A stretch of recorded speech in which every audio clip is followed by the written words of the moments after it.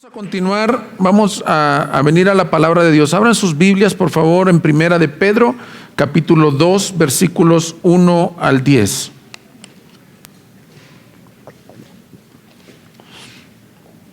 Vamos a orar.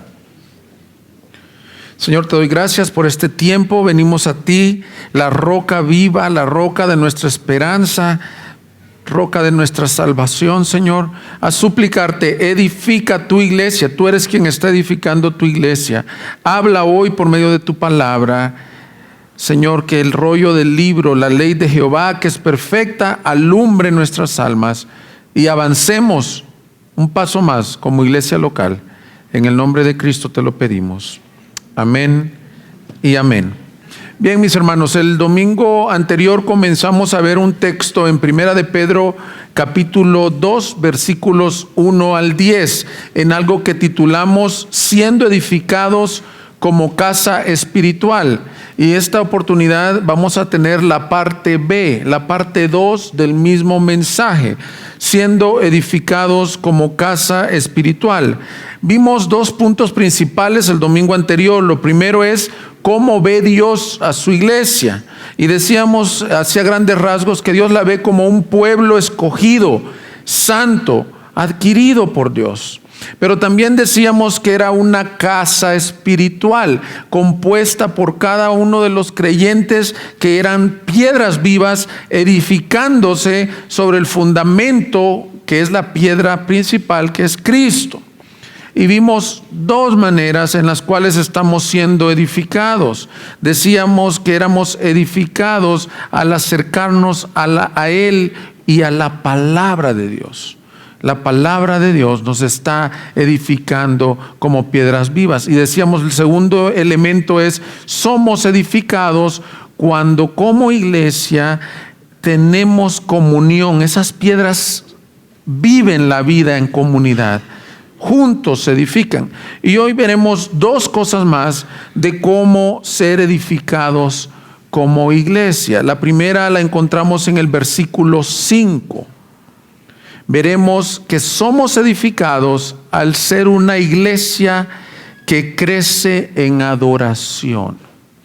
Una iglesia que crece como un sacerdocio espiritual que trae sacrificios espirituales. Y lo otro lo veremos en el versículo 9. Somos edificados como iglesia al crecer en evangelismo, anunciando las virtudes de aquel que nos llamó de tinieblas a su luz admirable. Bien, vamos a leer el texto del 1 al 10 y principalmente veremos el 5 y el 9. Acompáñenme a leer de la Biblia de las Américas, por favor.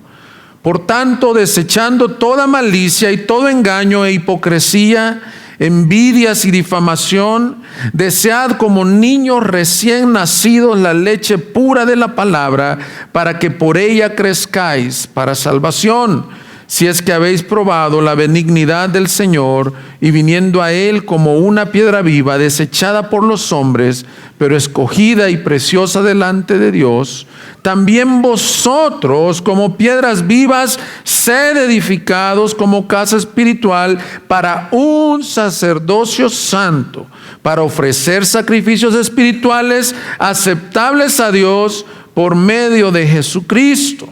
Pues esto se encuentra en la Escritura. He aquí pongo en Sión una piedra escogida, una preciosa piedra angular, y el que cree en Él no será avergonzado.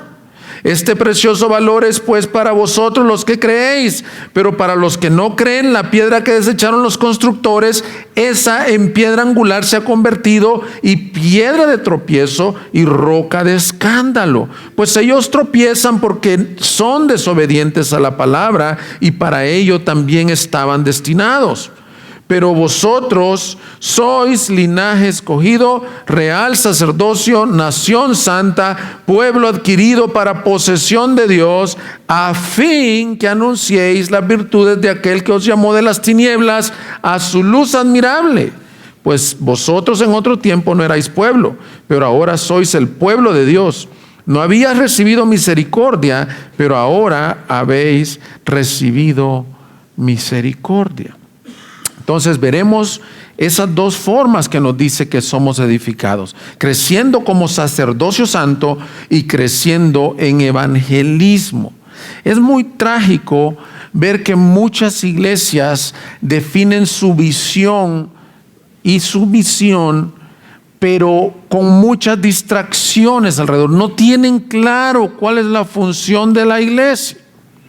Muchos pueden pensar que es actividad social, que es compañerismo, que hay diversas formas de establecer una misión de la iglesia. Pero yo creo que estas dos cosas son pilares en la edificación de una iglesia local. Veamos lo primero: edificados como iglesia al crecer en adoración o en ser sacerdocio espiritual. Lee con cuidado el versículo 5 nuevamente: también vosotros como piedra viva, edificados como casa espiritual. ¿Para qué dice? Para un sacerdocio santo. Y luego dice: para ofrecer sacrificios espirituales aceptables a Dios por medio de Jesucristo. Lo primero que nos llama es a ser edificados como sacerdocio santo que trae una adoración aceptable delante de Dios. Aquí es importante ver quizás un poco algunas traducciones, porque esa palabra ser edificados es un verbo que la pregunta es: ¿cómo está funcionando ese verbo? Una pregunta sería, si yo me edifico o quién me edifica. Y eso en la voz pasiva de un verbo es el que recibe la acción. Entonces, este verbo es pasivo, es decir, nosotros estamos siendo edificados por alguien. Y eso se va a ver con estos resultados, y estos elementos ayudan al que edifica. Mira, te voy a leer una traducción totalmente literal. Dice así: también ustedes como piedras vivas van siendo edificados como casa espiritual para ser un sacerdocio santo que ofrece sacrificios espirituales que Dios acepta por medio de Jesucristo. ¿Quién es el que nos está edificando? Dios. Jesucristo es el arquitecto, es la piedra angular, y la iglesia tiene una misión y una visión definida. Y aquí nos dice qué es una de sus pilares: que los miembros, que las piedras vivas nos convirtamos en un sacerdocio espiritual. Y ahí usa un término: sacerdocio santo. Entonces es importante que hablemos un poco qué es el sacerdocio santo. Todos los creyentes convertidos, mis hermanos, tienen el enorme privilegio de ser sacerdotes del Dios vivo. Ahorita explico qué es, pero qué privilegio tenemos. Esta expresión comúnmente se denomina como el sacerdocio universal de los creyentes. ¿Tú eres piedra viva? ¿Tú fuiste adquirido por Dios? ¿Tú fuiste rescatado de las tinieblas a su luz? Venías de una vida destruida, como vimos el domingo anterior, y Dios no solo te constituye piedra viva en su casa, sino que a ti y a mí nos da el privilegio de ser sacerdote. Juan Calvino decía: es un honor singular que Dios no solo nos consagre como su templo, en el cual Él mora y es adorado, sino que también nos constituya sacerdotes de ese templo. Esto es un misterio y son cosas espirituales. Somos el templo del Señor, pero también tú y yo somos sacerdotes. El adjetivo sacerdocio santo significa sacerdotes dedicados, apartados del mundo, del pecado, de esta vida, consagrados para Dios. Tú y yo, ¿te habías puesto a pensar eso? Hay una prueba que se hace cuando le preguntan a alguien: define qué es un cristiano. Y si yo te preguntara: dame una definición de un cristiano, muchos dicen: un hijo de Dios, un perdonado por Cristo. Si ya eres así más exacto al Nuevo Testamento, dices: una persona que está en Cristo, una persona que mora el Espíritu Santo. Pero ¿cuántas personas escuchas tú que dicen un sacerdote del Dios Altísimo? ¿Te has considerado tú como sacerdote del Dios Altísimo? Muchas veces se nos olvida que es un elemento del Evangelio. Dice que Dios está formando un reino de sacerdotes. Ahora, la pregunta lógica que viene es, ¿qué hace un sacerdote? Y fíjate bien, el sacerdote es aquel que tenía acceso directo a Dios. ¿Para qué? Para ofrecer sacrificios, para adorarlo, para pedir misericordia por los pecados del pueblo. No lo hacía nunca por sus propios méritos.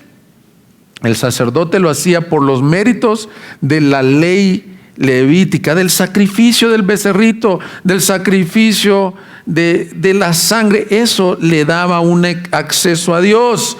Pero lo que está diciendo Pedro, la semana pasada vimos, está ilustrando el templo.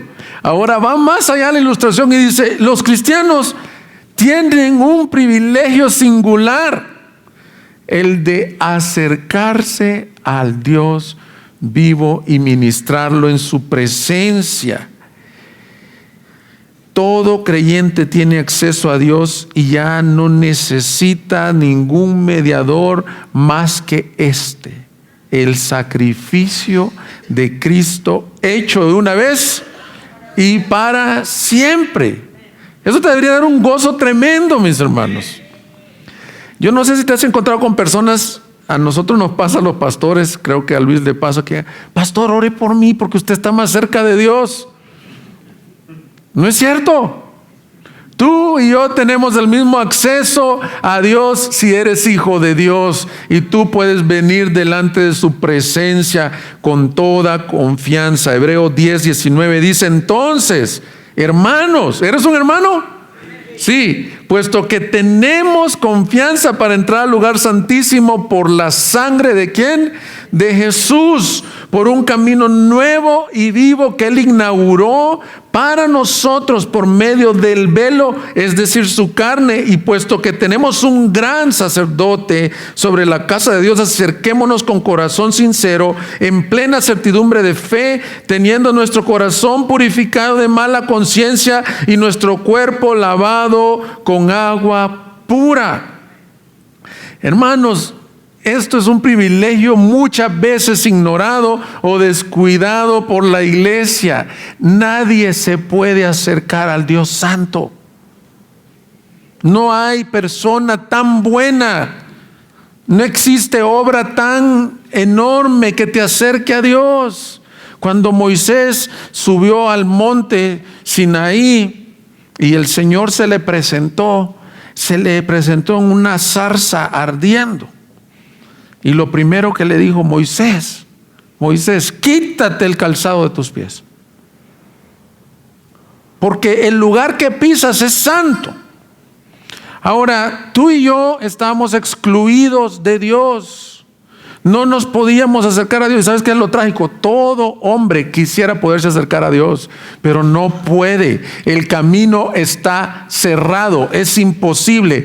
Nuestros pecados crean una brecha imposible de brincar con obras, con conducta, con religión. Pero no es cierto que nos damos terapia nosotros solos y decimos, ¿qué tal la semana? Vamos a suponer que esta semana tú fuiste el esposo más cariñoso, amoroso, hiciste el desayuno, aunque se te quemaron los huevitos y lo que sea, lo llevaste a la cama, fuiste el padre más proveedor, responsable, amoroso, fuiste el amigo, vamos a decir si eres soltero, el empleado. Además de eso te dio el Señor una bendición económica y tú dijiste, voy a dar una ofrenda generosa a la iglesia, a los pobres, y vamos a decir que externamente no rompiste ningún pecado, externamente. Y tú vienes el domingo y dices, ahora tengo un acceso tremendo a la presencia de Dios. ¿Sabes qué dice Dios? Tus mejores obras se quedan cortas para el acceso a la presencia de Dios. Por eso es que el Evangelio es glorioso, porque si tú fueras ese que siempre se portaba bien, no alcanzabas. Pero si tú eres alguien que nos está acompañando, que tu vida ha sido una vida de miseria, el que nunca daba el ancho, el que Hay algunos que dicen, es que pastor, yo era la oveja negra de mi familia, yo siempre fui mal estudiante. Y tú dices, sí. Para estas personas la única ventaja que tienen sobre el otro no es ninguna de acercamiento, es que entienden que para ellos es imposible acercarse a un Dios santo. Te da vergüenza venir a la iglesia y tú dices, ¿y cómo? ¿Con qué cara voy? Bueno, el acceso no te lo da ni tus malas obras ni tus buenas obras, te lo da la sangre de Cristo, que el día en la muerte del Calvario, que Él dijo consumado es. Escucha esto, estas son las mejores noticias para el hombre. El velo se rasgó de arriba abajo y abrió un camino nuevo y vivo para que todos los que hemos creído en Él, todos, independiente de tu vida de pecado, justificados pues por la fe, la sangre puesta en nuestros corazones, podemos entrar y tener acceso a Dios. Acceso libre cuantas veces quieras. Los presidentes de la República, la realeza en Inglaterra, ellos, es imposible que tú consigas prácticamente una audiencia con ellos. Y si consigues una audiencia con ellos, tendrías que tener unas normas de protocolo, de vestimenta, de limpieza. Pero el hijo del presidente, el hijo del rey, él ni toca la puerta. Él tiene acceso directo a ese dignatario. Los hijos del rey, no por nuestras obras, por la sangre de Cristo, somos sacerdotes del Dios vivo. Lo que está diciendo es que la iglesia tiene el privilegio de acercarse al Dios vivo. Pero ¿cuál es la tarea del sacerdote? Ofrecer sacrificios. Pero de acuerdo a esta revelación del Nuevo Testamento, ya no se necesitan sacrificios para el perdón de pecados, porque muchos leen este texto y dicen, entonces me hizo sacerdote para yo seguirme sacrificando y así acercarme a Dios. Y está diciendo todo lo contrario, ofrecemos sacrificios espirituales, porque el sacrificio que quitó el juicio fue hecho una sola vez y para siempre. Hebreos 9:28. Así también Cristo, habiendo sido ofrecido, ¿cuántas veces? Una vez, para llevar los pecados de muchos, aparecerá por segunda vez sin relación con el pecado, para salvación de los que ansiosamente le esperan. Una vez en la cruz se ofreció el sacrificio perfecto. Todo el libro de Levíticos y la ley mosaica era un tipo de, había que pagar con sangre el acceso a Dios. Ahora, ¿por qué dice que nos estamos convirtiendo en un sacerdocio que ofrece sacrificios?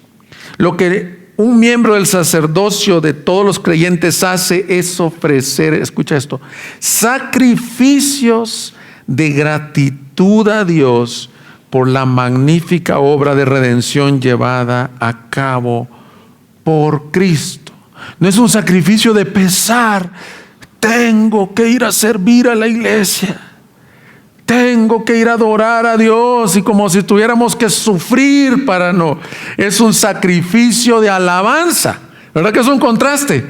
Sacrificio de alabanza. Cuando uno da alabanza es porque está contento. Es un sacrificio de la propia vida. Otra palabra equivalente es una ofrenda. Tu vida es una ofrenda.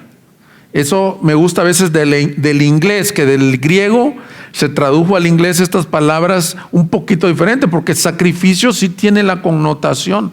A mí me ha tocado estar en dos lugares que tienen muy fuerte el ritual del sacrificio. Hay un lugar en Cartago, Costa Rica, me tocó visitar la iglesia Gracia Soberana allá con nuestro hermano Alan Monje, y me llevó, no recuerdo ahorita, hay una peña muy famosa allí en Cartago, que van y le ponen sus peticiones de oración, porque ahí se apareció, según esto, una imagen que hace sanidades. Es bien impresionante ver a la gente caminando de rodillas llegando a la peña. Y otro lugar que me ha tocado estar es en Esquipulas también. Misma historia, gente flagelándose, golpeándose. La Biblia no habla de este tipo de sacrificios. La Biblia habla de unos sacrificios que ya están fundados sobre el sacrificio perfecto, hecho una vez y para siempre. Incluso te quiero decir algo, mi hermano. Si tú eres creyente y por alguna razón te has deslizado y has fallado a Dios, yo sé cómo te puedes estar sintiendo, porque el diablo es bien tremendo. Te pone la zancadilla, luego se ríe de ti y luego se pone del otro lado como acusador a decirte: qué hipócrita, y tú eres el que eres cristiano. Todo lo que está predicando el pastor es para los otros, los que sí se portan bien, pero tú eres un hipócrita. No estés diciendo que tú tienes acceso a Dios. Eso no te lo está diciendo Dios. Porque Romanos 8 dice: ninguna condenación hay para los que están en Cristo Jesús. Eso es lo más difícil de creer en el Evangelio. Te perdonaron y te justificaron. Si tú te has caído como cristiano, ven con confianza a tu Padre y pide: Señor, límpiame nuevamente, te he vuelto a fallar y quiero creer constantemente que tu sangre me limpia de todo pecado. El justo por la fe vivirá. Entonces estos sacrificios son de alguien que tiene mucha fe, de decir: ya mi pecado está perdonado, ya no es un esfuerzo mío, ahora son ofrendas de alabanza. Por eso es que tú estás diciendo: y entonces nos dijiste que nos íbamos a edificar como adoradores. Sí, porque el texto de eso está hablando. Sean edificados como un sacerdocio que ofrece sacrificios espirituales. ¿Cuáles son esos sacrificios espirituales? Bueno, por ejemplo, en Hebreos 13:15 hay un versículo que dice: por tanto, ofrezcamos continuamente mediante de él sacrificio de alabanza a Dios, es decir, fruto de labios que confiesan su nombre. Y Romanos 12:1, que es el que vimos hace como 5 predicaciones: por consiguiente, hermanos, os ruego por la misericordia de Dios que presentéis vuestros cuerpos como sacrificio vivo y santo, aceptable a Dios, que es vuestro culto racional. Solo en esos 2 pasajes nos dice que son sacrificios voluntarios del creyente mediante el sacrificio de Cristo, que involucran adoración y tu vida misma en el altar consagrada al Señor. Quiere decir que ofrece su cuerpo mismo, su vida en la carne. La vida que ahora vives, el creyente ya tiene dueño. Lo he dicho como en 2 predicaciones: ya vives con un propósito. Ya tienes un propósito y es que mi vida, Señor, te dé gloria a ti. Estos sacrificios espirituales pueden ser presentados única y exclusivamente por medio de Jesucristo. No hay nada más que los haga aceptos. Yo no sé si te pasó a ti, los que son padres o los que son hijos, también le pasó, pero a la inversa. El primer dibujito que hace tu niño en la escuela dominical o en la escuela secular, ¿qué son? Rayones. Manchón, yo ahí tengo el de Ari, ahí un día se los enseño, es puros rayones. ¿Y cómo lo recibe un padre? ¿Cómo lo recibe? Te sientes con una gratitud y dices: qué bonito. Y lo pegan en las oficinas. Yo he ido a despachos de licenciados así que tienen unos rayones de su niño que les dieron en el kinder. ¿Por qué es aceptable? No porque sea un gran Picasso el que está ahí pintado. Son aceptables porque son de su hijo. Tu servicio, tu alabanza, tu vida consagrada no es aceptable porque digan: wow, qué tremendo sacrificio hace este hermano. Tiene 7 años sirviendo en el equipo de alabanza, viniendo a las 9 de la mañana a abrir la puerta. No, es acepto por medio del que mora en ti y mora en mí. Y aunque nuestros esfuerzos son bien chuecos, son como esos rayones, el Padre los recibe y ve el rostro de Cristo en ellos. Por eso es que nos recibe la adoración cantada, mis hermanos. Por eso es que recibe mi servicio y el tuyo. ¿Ves cómo cambia la teología correcta, la perspectiva? No es hombrecéntrica la Biblia, sino teocéntrica, cristocéntrica. Ahora, quiero hacer la aplicación para esta iglesia local. Que el Señor nos permita crecer en el sacrificio de alabanza congregacional e individual. En traer adoración al Señor. Que este año podamos crecer así. Primero vale la pena decir algo que creo que están entendiendo todos. La adoración, como lo hemos visto en otras ocasiones, no es solo cantar. La adoración es mi vida misma en ofrenda.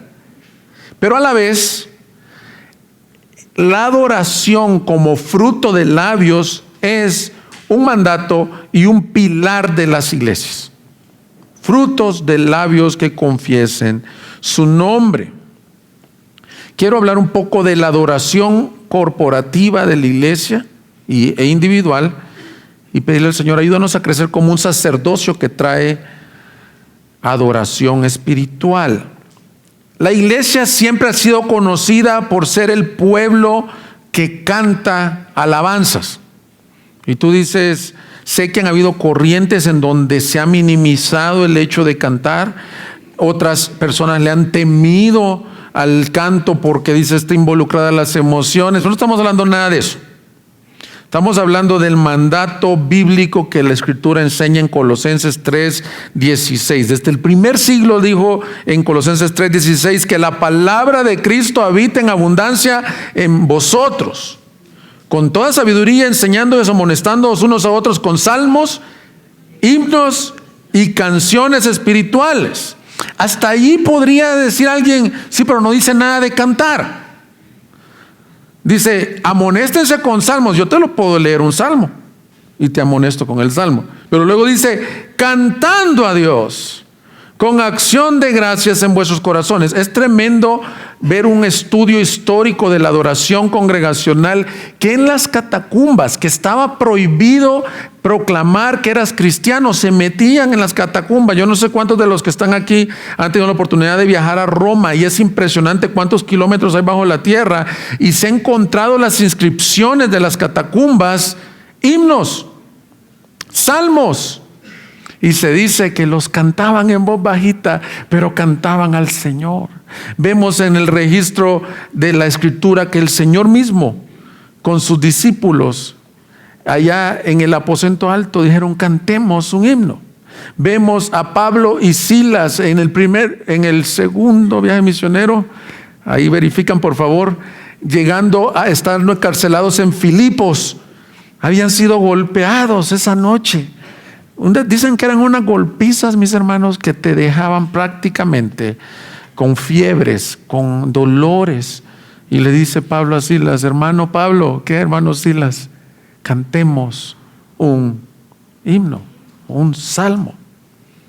Y comenzaron a adorar a Dios. ¿Por qué? Porque los que son maestros aquí de canto o de música saben de que la expresión cantada, la canción es poner notas consonantes y tener una armonía entre ellas con repeticiones constantes. Eso es una canción. Pero al hacerlo, mis hermanos, estamos diciendo lo que está sucediendo en nuestro corazón. Hay un salmo que por excelencia nos habla de la adoración a través del canto, y que de ahí, yo les he dicho al equipo de alabanza, se desprende mucho de la visión de lo que entendemos de adoración. Es el Salmo 96. Dice así: cantad al Señor un cántico nuevo, cantad al Señor toda la tierra, cantad al Señor, bendecid su nombre, proclamad de día en día las buenas nuevas de su salvación, contad su gloria entre las naciones, sus maravillas entre todos los pueblos. Me encanta que no pudiera decir el Salmo 96:1, meditad al Señor, en el Señor toda la tierra. ¿Se han fijado ustedes que los jovencitos a veces con la presión de grupo, con la vergüenza de que tienen los 13 años y se les salen muchos gallos a la hora de cantar, no cantan, no oran? Y ahí está el papá cristiano que le dice al hijo, hijo, estamos orando. ¿Y qué contesta el hijo usualmente?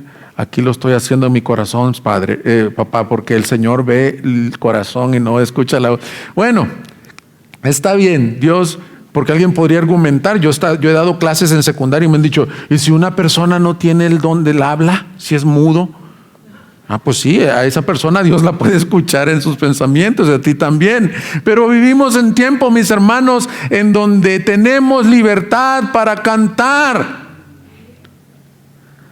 Y este salmo no te dice medita en el Señor toda la tierra, sino cantad al Señor un cántico nuevo. Está en imperativo ese verbo. Así que parte de lo que hacemos cuando somos edificados como adoración, mis hermanos, lo primero es bien sencillo: cantas. La iglesia nos reunimos a cantar y ahí dice un cántico nuevo. Esa es una palabra bien misteriosa de interpretar en el Antiguo Testamento. ¿Cuál es un cántico nuevo? Algunos comentaristas dicen un cántico de victoria, un cántico cuando se peleaba una batalla, iba la banda de guerra cantando un cántico nuevo.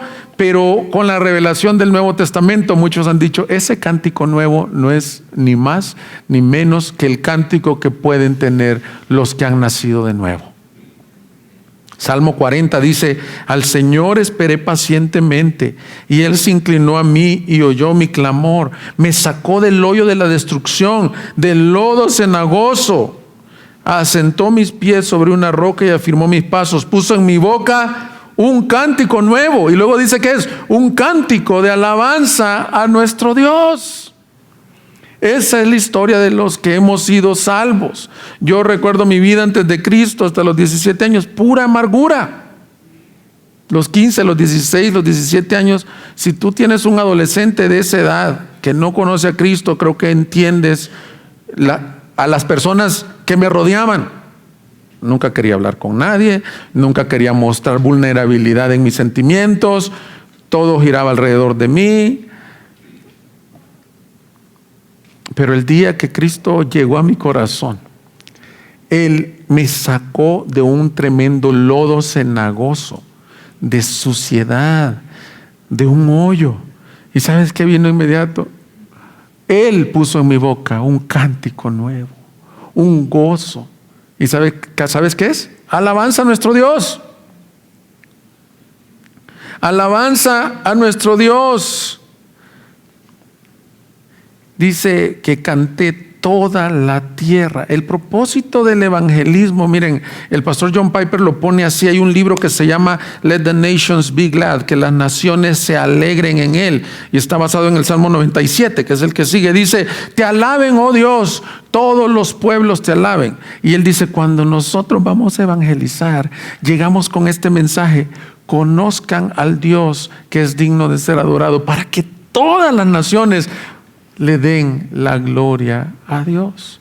Nosotros nos fascinamos con muchas cosas, mis hermanos. Yo también. La idolatría es bien sutil. Yo sé que ya no idolatramos piedras, rocas, etcétera, pero idolatramos muchas veces cosas que están en el corazón. Y ¿qué es idolatrar algo? Es darle tu adoración, es darle tu alabanza, es darle tu admiración. Cuando algo roba tu tiempo, roba tus pensamientos, roba tus sentimientos, roba tu alabanza, ese es tu ídolo funcional en la tierra. Y ponle el nombre que sea. Pero Dios nos creó y nos diseñó para esto: que todo lo que respira alabe al Señor. Entonces, mis hermanos, ¿qué estás diciendo, Roberto? Nosotros queremos tener esa expresión como iglesia. Nosotros queremos ser edificados como una iglesia que adora y canta las alabanzas del Señor. Porque ese salmo que estamos leyendo dice: anunciar de día en día su salvación. Cuando nos reunimos y estamos cantando el uno al otro, ¿sabes qué estamos proclamando? Su salvación. Cuando decimos Él es grande, el otro está oyendo. Por eso aquí les voy a decir un parámetro de lo que queremos en el tiempo de alabanza.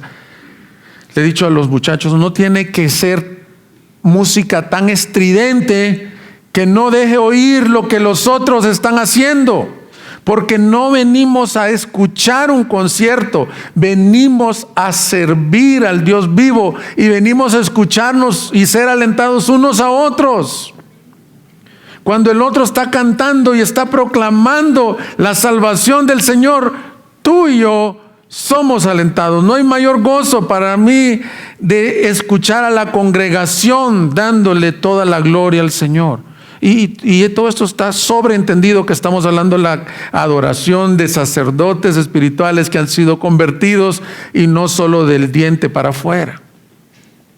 Porque hay un texto en los evangelios que dice: ay, este pueblo de labios me honra, pero su corazón está lejos de mí. No, mis hermanos, queremos ser un pueblo que le honre de labios, pero que le honre en espíritu y en verdad.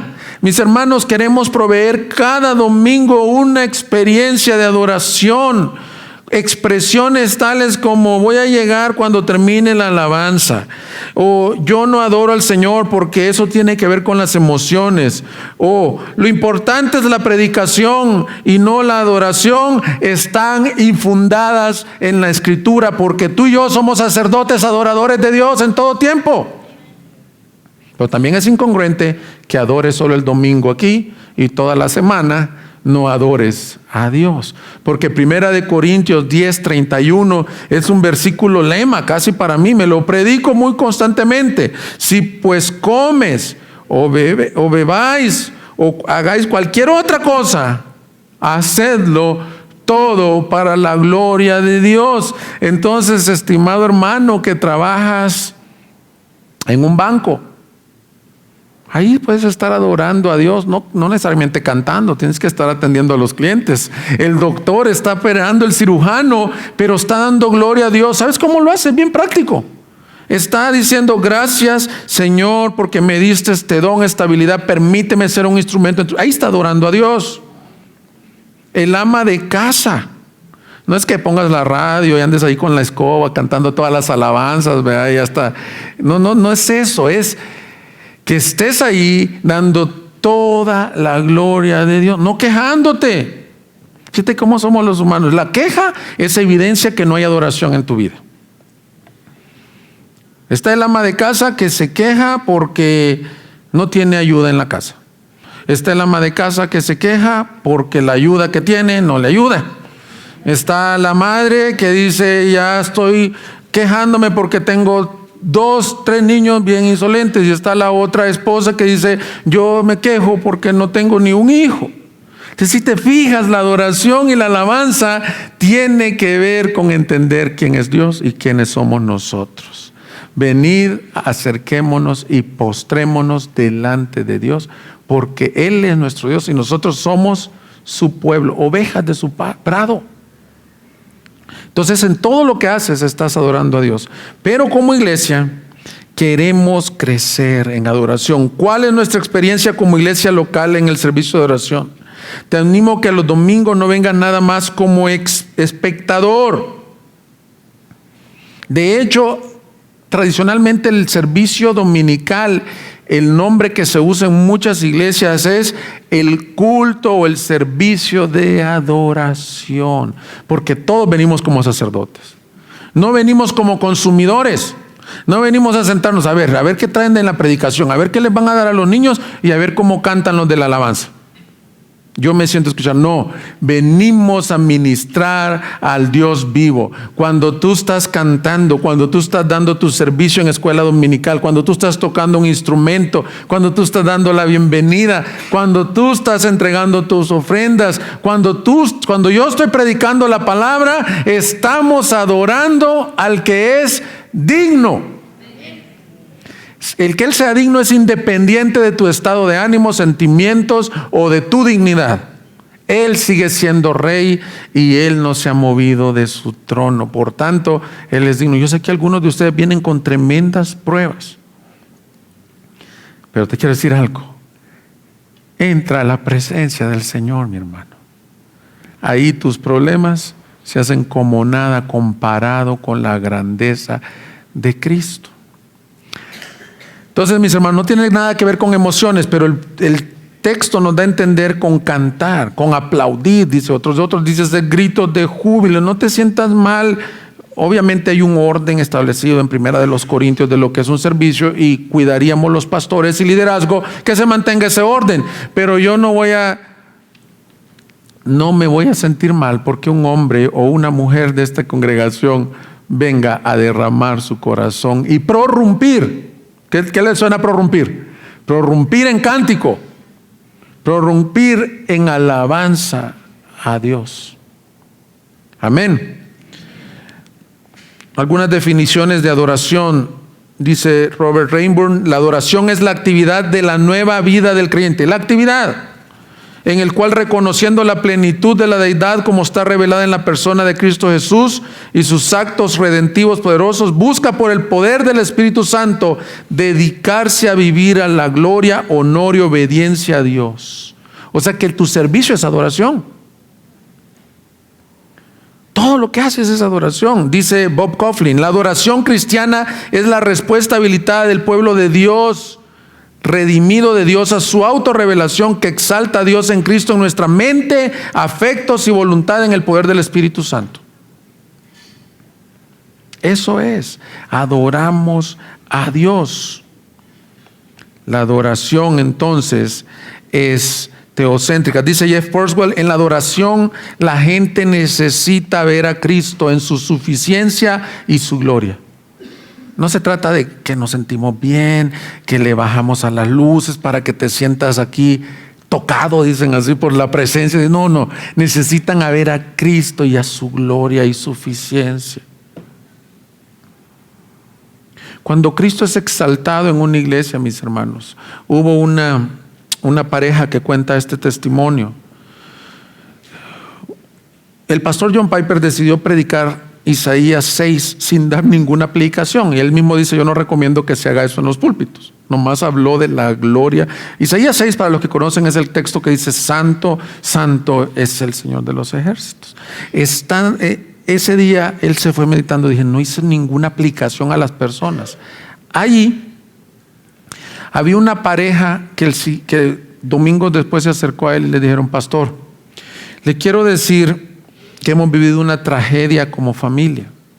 Descubrimos que nuestra hija estaba siendo abusada por un familiar por bastante tiempo. Estábamos devastados, no sabíamos cómo reaccionar. Pero le quiero decir esto: lo que nos sacó adelante fue el día que usted expuso Isaías 6. Ver a ese Dios glorioso nos hizo salir del hoyo que nos estamos ahogando. Mis hermanos, eso es lo que queremos cada domingo aquí. La adoración no se trata que veas qué se hace aquí. Queremos hacerlo con excelencia, pero que veas a Cristo. Que en esta iglesia se adore a Cristo, solo Cristo. No queremos distracciones. No lo tomes como opcional. No estés saludando, platicando, saliendo. Te dile: Señor, yo vengo con mis hermanos a encontrarme con Cristo. Así que este es el propósito de edificación 3. Ya vimos 2 el domingo anterior. Ser una iglesia que crece en su experiencia de adoración corporativa y personal. No sé si lo tenemos por ahí. Si no, escúchenlo bien. Que seamos edificados como sacerdocio santo y que ofrezcamos a Dios sacrificios espirituales por medio de Cristo.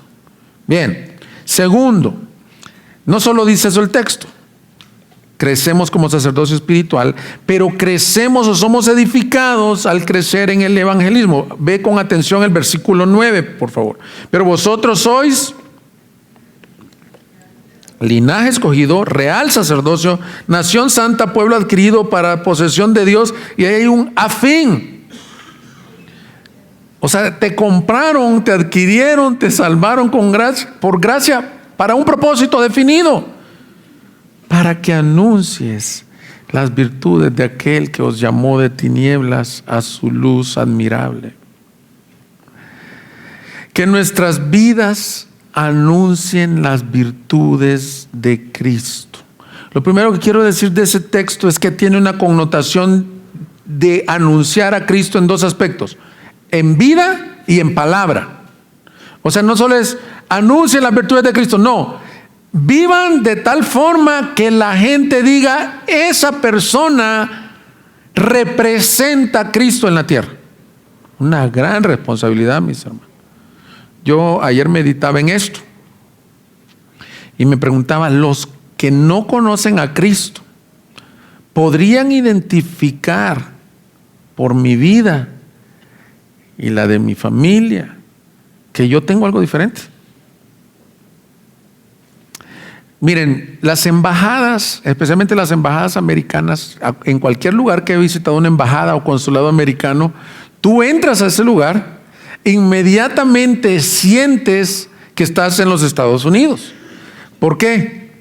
Porque tienen las mismas normas, representan, por ejemplo, las banquetas, la limpieza, las calles de adentro. Es más, hay lugares en donde los arbolitos que plantan son árboles, y los jardines, el tipo de pasto que usan, como jardines o árboles que se dan allá en la parte norte de los Estados Unidos. Tú entras, ¿les ha pasado o no?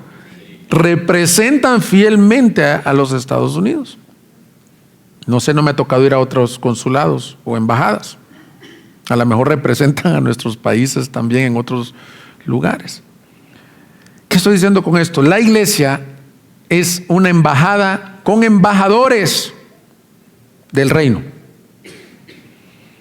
Y la pregunta en el evangelismo primordial, y es el obstáculo primordial que yo encuentro por qué las personas no evangelizan. ¿Saben por qué? Voy a usar un término coloquial: porque tienen la cola pateada con su testimonio. No dices que eres de la secreta, de la cristiana secreta. Estás ahí calladito en tu oficina. ¿Por qué? Porque sabes que tu testimonio no es congruente. Bien dicho. Porque aquí dice que anuncia las virtudes en vida y en palabra. Esa tiene esa connotación. Pero este mensaje no es para que te vayas en condenación y salir con, no quiero que te vayas con esta actitud, entonces nunca testifico porque me falta muchísimo. No, el Señor, permíteme ser un digno embajador de lo que has hecho en mí. Y esto es bien sencillo. ¿En ti ha ocurrido la conversión genuina? ¿A ti te sacaron de las tinieblas a su luz admirable? ¿Has recibido gracia? Mis hermanos, lo tienen como persona, primera persona singular. ¿Lo han recibido?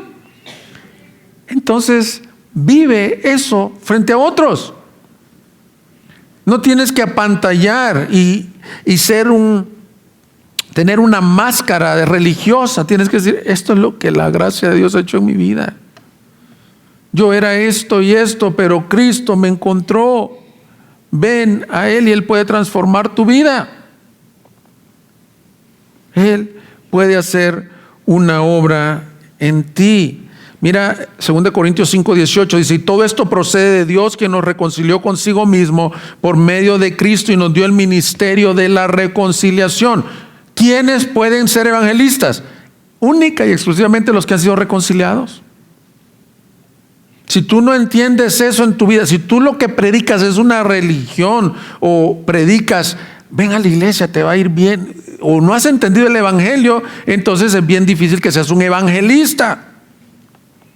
Predica la reconciliación porque ya ocurrió en ti. Miren, a mí eso es lo que me gusta de esas personas que venden los productos piramidales, cualquiera que sea la marca que tú vendas, Avon, lo que sea que vendas. Esos productos tienen esta característica. Tú lo puedes vender como decir: mira, tal vez funciona. Y el otro es aquel que estaba ya bien arrugadito, ya así, muy canoso, y luego se puso algo y el pelo le comenzó a salir como nuevo, negrito, y luego la cara se le estiró. Y dice: oye, ¿qué te estás poniendo? No, pues es que este producto es lo máximo. ¿Y dónde lo consigo? ¿Cómo? Pues yo lo ven, te propongo un negocio, le dicen, ya me la sé esa. Si ven tu vida transformada, ahí comienzas a anunciar las virtudes de aquel que te llamó. Yo sé que están pensando mucho: ay, pastor, híjole, me voy con un reto tremendo. Yo también, mis hermanos. A veces me pongo a pensar en los restaurantes. Yo he escuchado testimonios de personas que llega el mesero y les dice: ¿ustedes qué tienen? Qué bonita familia, ¿qué tienen? No, mira, que Cristo no. Si nunca te ha tocado esa experiencia, bueno, vamos pidiendo gracia al Señor y comenzar a vivir la vida cristiana en este mundo.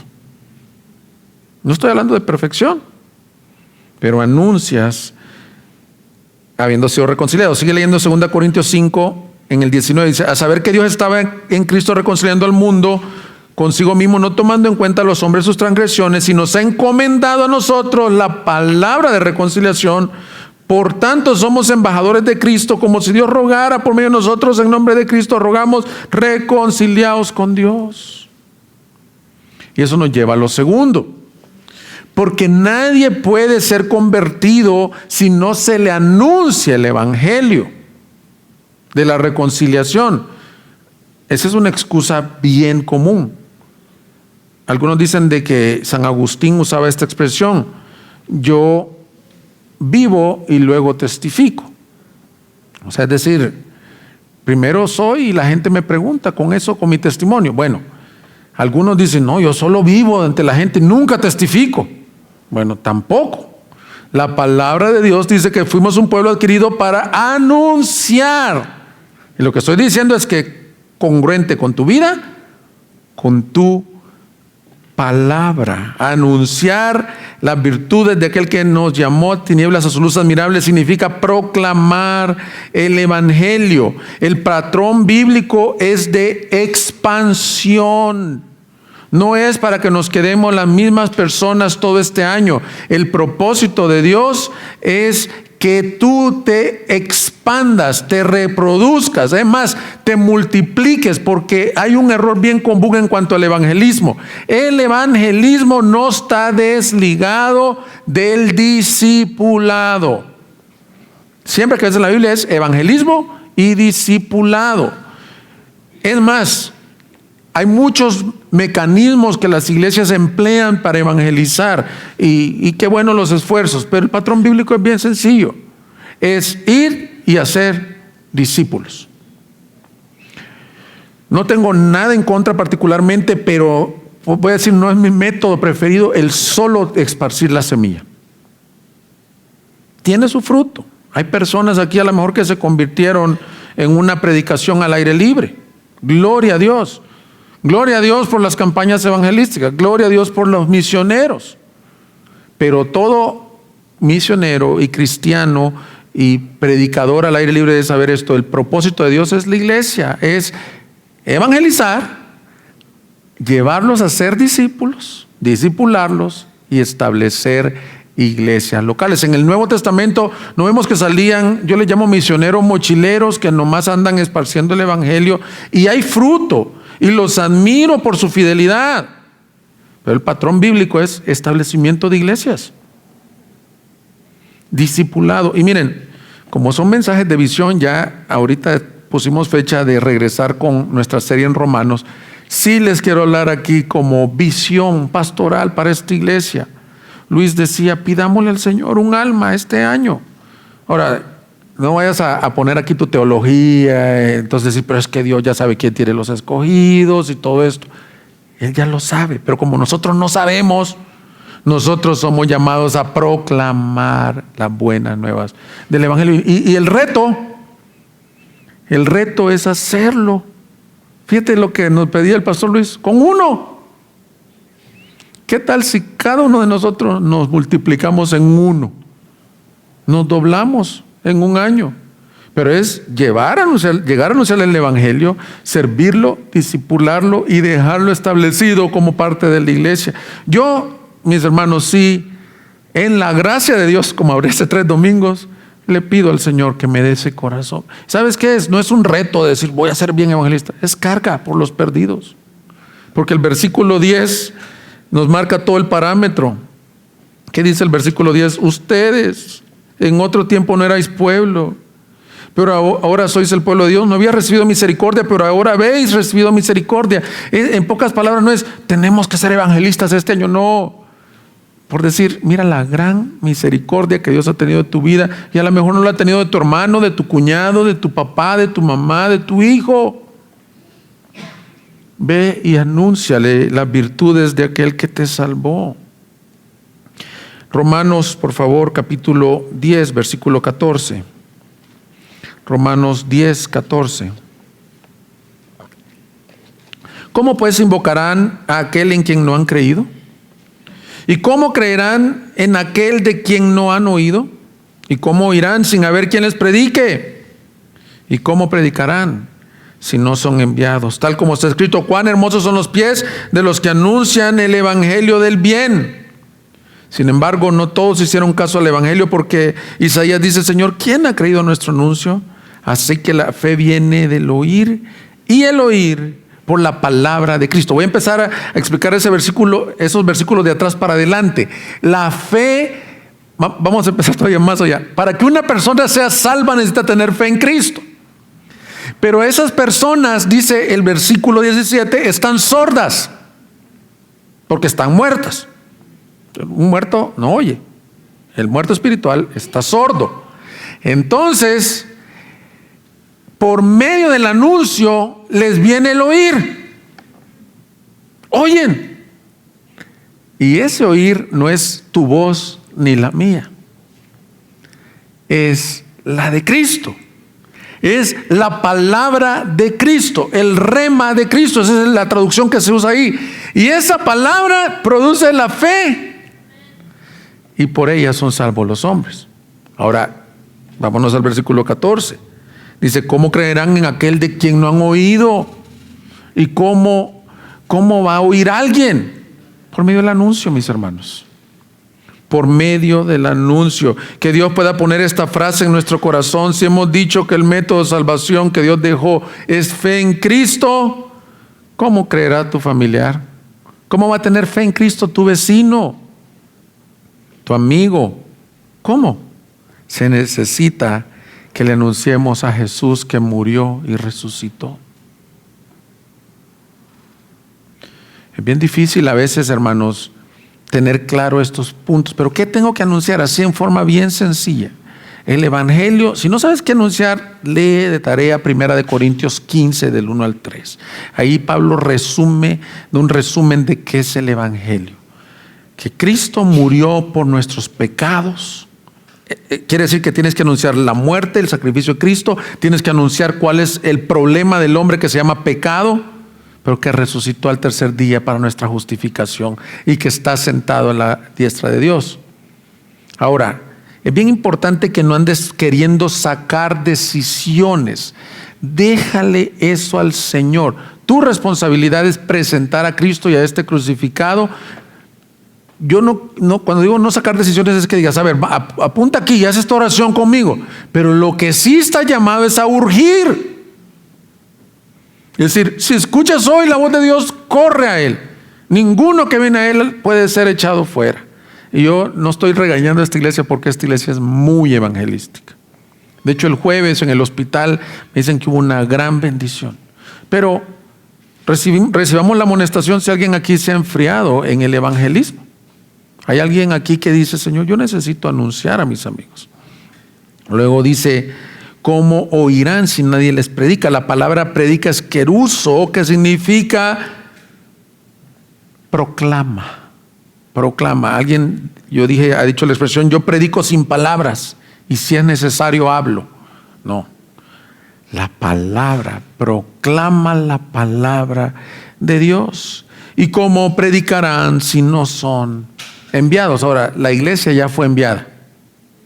Dice la gran comisión: por tanto, toda autoridad me es ciudadana, por tanto ustedes vayan y hagan discípulos de todas las naciones. Así que nuestro propósito de edificación número 4 es crecer como iglesia en nuestra proclamación del evangelio, anunciar las virtudes de aquel que nos llamó tanto en testimonio como en vida.